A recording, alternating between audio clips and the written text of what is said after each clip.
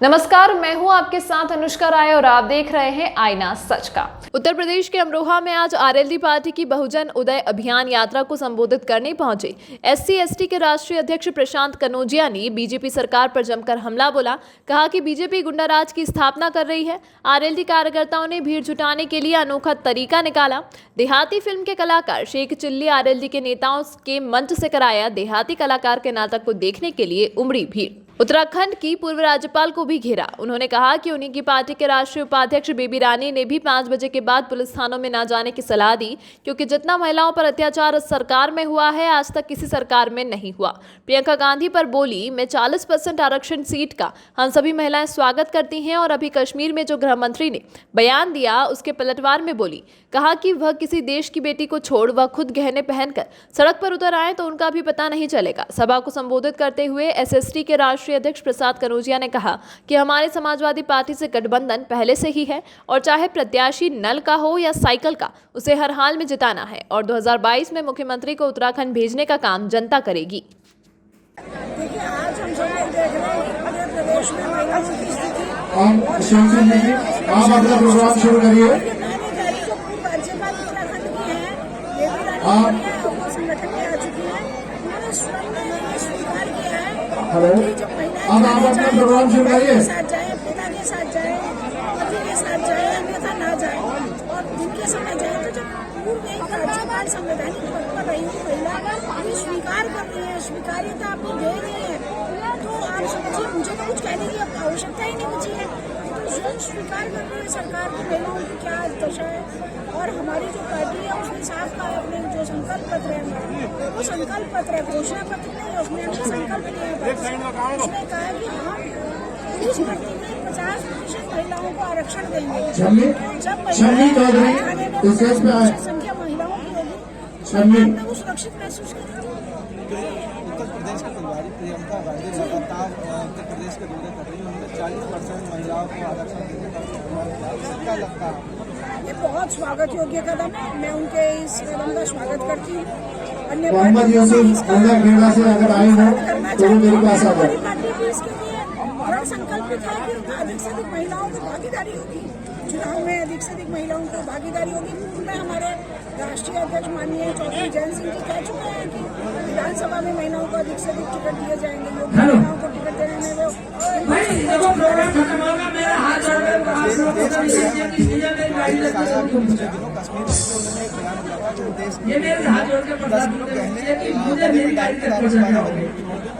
और मैं देखो टाइम नहीं मिला, ऐसी बात नहीं है। मैं जानता हूँ आपकी भावना, आप सबकी भावनाएं मैं जानता हूँ। टाइम नहीं मिला, प्रोग्राम थोड़ा सा लेट हुआ था और हमारे जो अतिथिगण थे उन्हें भी पता था एक कैबिनेट मिला। हमारे अतिथिगण थे उन्हें सिर्फ एक कैबिनेट मिला। और हमारे जो मुख्य अतिथि आज के प्रशांत कनौजिया जी, भाई मेरे फैन तो आप लोग हैं, बच्चे भी हैं। आज से मैं उनका फैन हूँ। मैं आज से उनका फैन हूँ। अपने जो प्रशांत कनौजिया जी हैं, मैं आज से उनका कायल हूँ, क्योंकि उनकी बात जो सुनकर के मुझे ऐसा लगा कि वाकई सच्चाई हमारे सामने उन्होंने रखी। हर आदमी बचता है सच्चाई से, सच्चाई से हर आदमी बचता है। लेकिन प्रशांत कनौजिया जी ने जो आज बात कही है, मैं आज से उनका कायल हूँ। मैं मानता हूँ कि मेरे आप फैन हैं। मैं आपको कॉमेडी अच्छी लगता हूँ, मैं जैसी लगता हूँ मेरे फैन हैं। मैं आपका स्वागत करता हूँ, आपको नमन करता हूँ। वोट देने जाएंगे, इस बार जो चुनाव होगा आपको घर नहीं बैठना है। क्योंकि मैं जितना जानता हूं, मैं बहुत ज्यादा ज्ञानी तो नहीं हूं, लेकिन मैं इतना जानता हूं कि मेरे मुसलमान भाई बैठे हैं कि इस्लाम के पैगंबर सल्लल्लाहु अलैहि वसल्लम ने कहा था कि अगर कोई जुल्म हो तो उसके खिलाफ लड़ो और न लड़ पाओ तो एहतजाज करो। ये जब वोट देने जाओगे तो एहतजाज करना। इस बार एक व्यक्ति घर से लेके जाना है, 100% वोट करना है। अगर आप वोट नहीं करोगे तो फिर ये जालिम इस देश के ऊपर राज करेंगे और फिर हम अपने बच्चों से ये वादा नहीं कर पाएंगे कि हम उस ख्वाब को, उस भगत सिंह के ख्वाब को, उस मौलाना अब्दुल कलाम के आजाद को, उनके सारे ख्वाबों को हम कैसे पूरा कर पाएंगे। हिंदुस्तान एक ख्वाब है मेरे दोस्तों, इस ख्वाब को बदनाम नहीं होने देना है। इस ख्वाब को खराब नहीं होने देना। ये हमें क्या कहते हैं, किसान आंदोलन कर रहे हैं तो बोलते हैं खालिस्तानी है, पाकिस्तानी है, फलाना है, धमाका। अरे इनको नहीं पता कि रगों में दौड़ता लहू ईमान वाला है और जालिम समझता है पाकिस्तान वाला है। ये ईमान वाला खून है मोदी जी, ये खेतों में पसीना बहाने वाला खून है। अपनी बीवी को छोड़ के, माँ को छोड़कर जंगलों में भाग जाने वाली कौम नहीं है। जब देश में मुसीबत आएगी तो सीना तान कर देश के लिए गोली खाने वाली कौम है। अरे ऐसी बात मत। ये देश 2022 का चुनाव कोई चुनाव नहीं है, ये कोई चुनाव नहीं है, ये देश को बचाने की बात है। आप देश बचाने के लिए लड़ रहे हैं। और मुझे लगता है कि मेरे नेता राष्ट्रीय अध्यक्ष जयंत चौधरी जी ने हाथरस के अंदर जब किसी दलित बेटी का अत्याचार हुआ, जिसका बलात्कार हुआ, और यही योगी आदित्यनाथ की पुलिस ने रात को 2 बजे उस बेटी की लाश को जलाने का काम किया, तो वही मेरे नेता थे जिन्होंने पीठ पर लाठी खाने का काम किया। आप मुझे बताइए कौन सा वो राष्ट्रीय नेता है जो किसी के लिए पीठ पर लाठी खाने का काम करता है? दलितों की बात करने वाले बहुत लोग हैं, लेकिन उन्होंने जो पीठ पर लाठी खाई वो जयंत चौधरी जी के पीठ पे नहीं बल्कि समूचे दलित समाज के पीठ पर थी। और इस बार उसका बदला लेना है, इस बार उसका बदला लेना है कि जो गंगा में लाशें बह रही थी उनका बदला लेना है। जो लोग ऑक्सीजन से तड़प तड़प के मरे हैं उनका बदला लेना है। और जिनको पैदल चलकर बंबई से यूपी, कलकत्ता से यूपी और बिहार दौड़ाने का काम किया, उस सरकार को वापस उसकी औकात दिखाने का काम आप लोगों को करना है।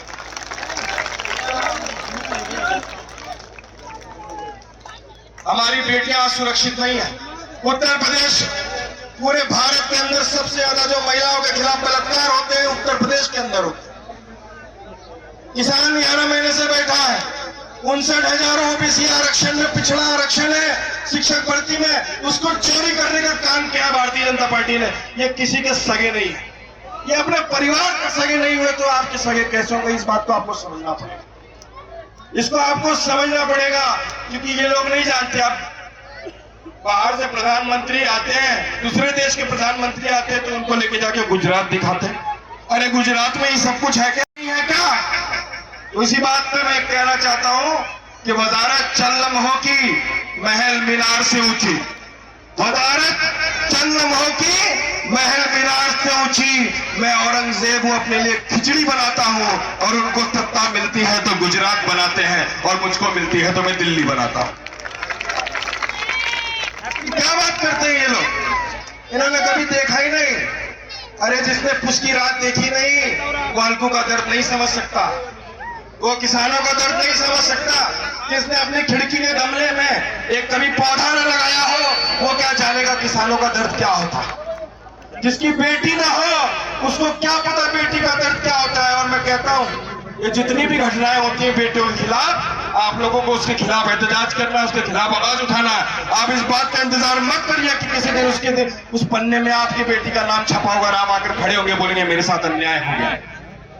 वो सभी बेटियां हमारी बेटी और सभी बहनें हमारी बहनें हैं, और वो सभी बच्चे हमारे बच्चे हैं। मैं तो ये बच्चों को देखता हूं तो मुझे बिहार के जगदेव सिंह बाबू कुशवाहा, जिनको हम बिहार लेनिन कहते थे, उनका एक नारा याद आता है। वो कहते थे पहली पीढ़ी मार खाएगी, दूसरी पीढ़ी जेल जाएगी और तीसरी पीढ़ी राज करेगी। तो हमारी पहली पीढ़ी मार खा रही है, मार खाई है, दूसरी पीढ़ी जेल गई है और तीसरी पीढ़ी राज करेगी। ये तीसरी पीढ़ी की लड़ाई है, ये तीसरी पीढ़ी की लड़ाई है। मेरे युवा साथी खड़े, मैं हाथ उठा के हमसे कहना चाहता हूं ये आप लोगों की लड़ाई, यह आप लोगों के भविष्य की लड़ाई है। मेरे भाइयों, इस देश को बचा लो, इस देश की जमहूरियत को बचा लो, जिसके लिए लड़ाने कितने लाखों लोग देश के लिए कुर्बान हो गए, और आज देश की सत्ता उनके हाथों में है। जो लोग सावरकर की तरह माफिया लिख रहे थे, अंग्रेजों की दलाली कर रहे थे, अंग्रेजों के तलवे चाट रहे थे, आज देश में वो लोग राज कर रहे हैं।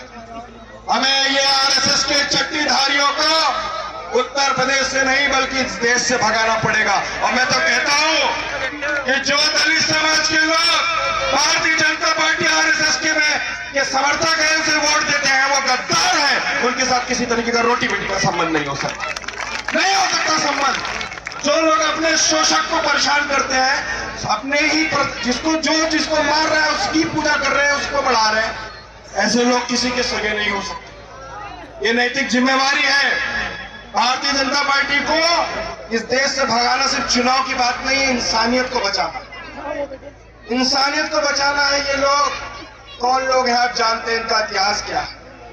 ये 2002 से आए हैं, लेकर आज भी उत्तर प्रदेश के अंदर नफरत फैलाने का काम कर रहे हैं। अरे रोजगार दो, पेट्रोल की कीमतें कम करो, सरसों का तेल कम करो, बेटियों की सुरक्षा करो, ये मुद्दे हैं। किसानों को एमएसपी दो, बिजली का बिल कम करो, ये मुद्दे हैं देश के। हिंदू मुस्लिम देश का मुद्दा नहीं है, ये कभी मुद्दा नहीं रहा। इससे भाजपा अभी तक के लिए फिलहाल इतना ही। खबरों को देखने के लिए बने रहिए आईना सच का के साथ।